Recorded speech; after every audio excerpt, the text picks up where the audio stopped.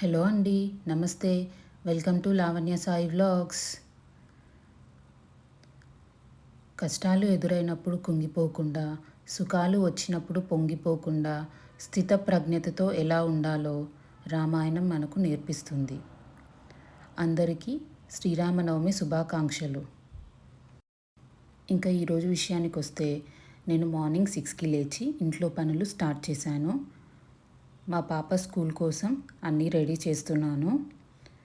ఈరోజు బ్రేక్ఫాస్ట్కి జీడిపప్పు ఉప్మా చేస్తున్నాను. ఆల్రెడీ 2 డేస్ నుండి దోశలు చేశాను. ఇప్పుడు రుబ్బిన పిండి కూడా అయిపోయిందని ఇంక ఈరోజు ఉప్మా చేస్తున్నాను. అలాగే మా హస్బెండ్ కూడా లేచాడు. ఇంకా సైమల్టేనియస్గా టీ కూడా పెడుతున్నాను.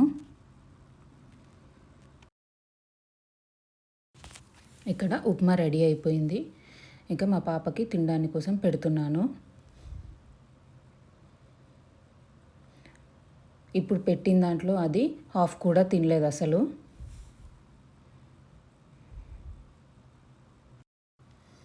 హాఫ్ డే స్కూల్స్ కదా, ఇంకా లంచ్ ఏం ప్రిపేర్ చేయాల్సిన అవసరం లేదు.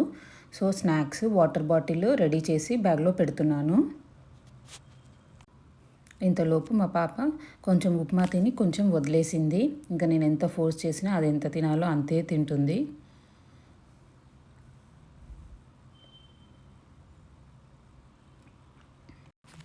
తను తినేలోపు నేను ఖాళీగా ఉండడం ఎందుకని ఇదిగో ఇలా బెడ్షీట్స్ ఇవన్నీ సర్దుతున్నాను.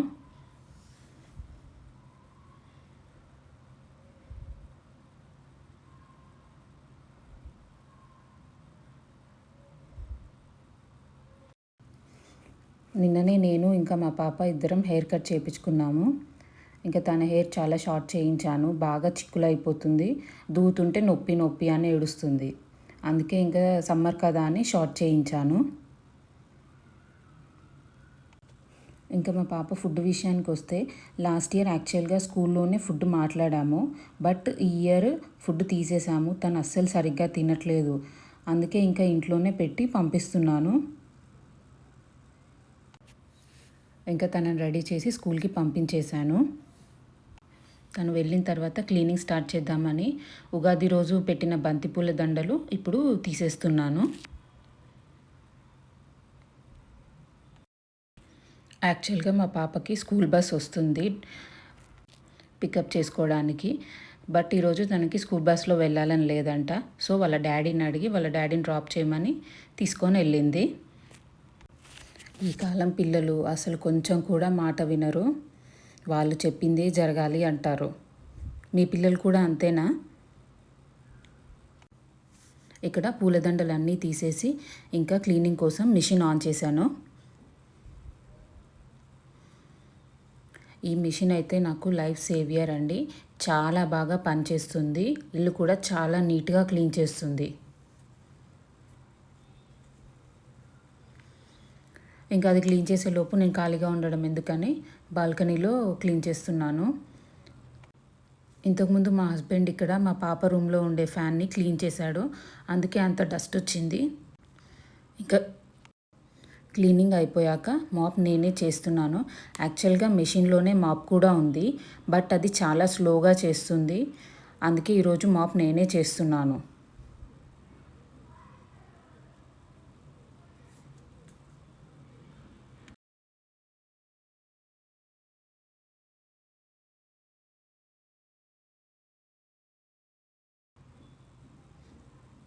ఇంకా స్నానం చేసి వచ్చి రాముడికి ఎంతో ఇష్టమైన వడపప్పు పానకం చేస్తున్నాను. దానికోసం పెసరపప్పుని ఒక 10 మినిట్స్ నానబెట్టాలి.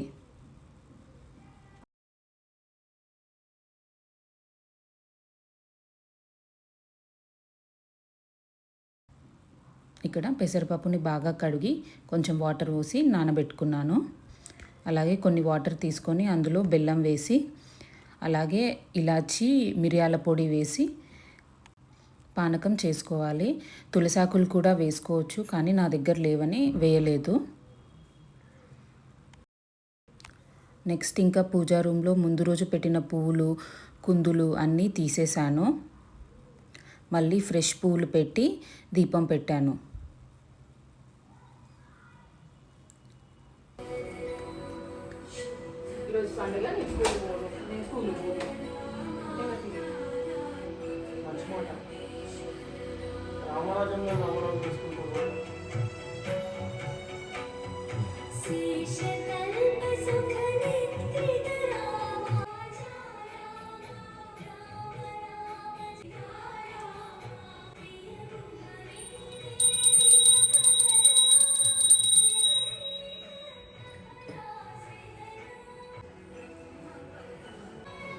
ఆ తర్వాత కొబ్బరికాయ కొట్టి నైవేద్యంగా వడపప్పు ఇంకా పానకం పెట్టాను.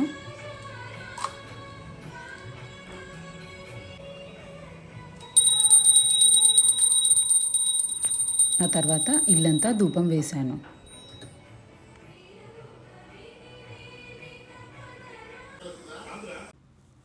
మీరు మీ ఇంట్లో శ్రీరామనవమి ఎలా సెలబ్రేట్ చేసుకుంటున్నారో కామెంట్స్లో చెప్పండి. ఇంకా మా కమ్యూనిటీలో శ్రీరామనవమి చాలా బాగా సెలబ్రేట్ చేస్తారు. ఇదే కాదు, అన్ని పండుగలు చాలా బాగా చేస్తారు. శ్రీరామనవమికి మేము ఇక్కడ ఉండడం ఇదే ఫస్ట్ టైము. యాక్చువల్గా 2 days ముందు నుండే మాకు సెలబ్రేషన్స్ స్టార్ట్ అయ్యాయి. ఆ క్లిప్స్ కూడా నేను ఇక్కడ యాడ్ చేస్తాను, చూడండి.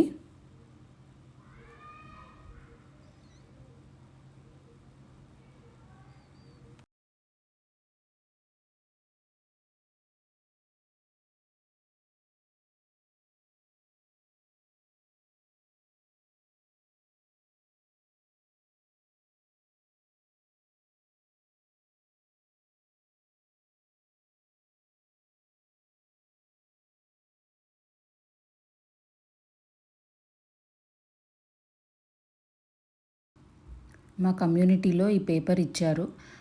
శ్రీరామ అని చెప్పి 108 సార్లు రాయాలి. మా పాపను రాయమంటే అది నా వల్ల కాదని చెప్పింది. ఇంకా మా హస్బెండ్ రాస్తున్నారు ఇక్కడ.